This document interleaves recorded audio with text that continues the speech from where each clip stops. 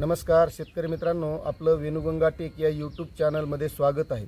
मित्रांनो, तुम्ही जर आपल्या चॅनलवर नवीन असाल तर चॅनलला सबस्क्राइब करून घ्या, कारण आपण या चॅनलच्या माध्यमातून शेतकऱ्यांविषयी महत्त्वाची माहिती आणत असतो। तर शेतकरी मित्रांनो, पीएम किसान योजनेचा हप्ता आल्यापासून जे पात्र शेतकरी आहेत अशा शेतकऱ्यांना नमो शेतकरी सन्मान योजनेच्या हप्त्याची सुद्धा आस लागलेली होती आणि त्यासाठी राज्य शासनाने गुढीपाडव्याच्या मुहूर्तावर म्हणजे 31 मार्च पर्यंत पात्र शेतकऱ्यांच्या खात्यात हे पैसे टाकण्याचं जाहीर केलं।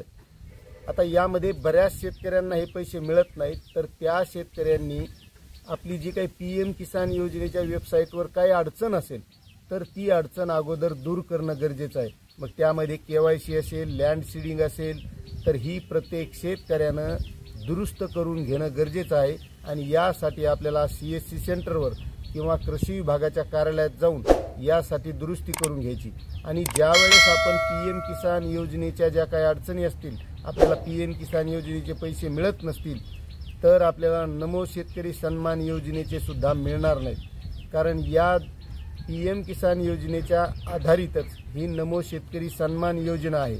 आणि मित्रांनो, हे वर्षाला 12,000 रुपये पात्र शेतकऱ्यांना मिळत असतात।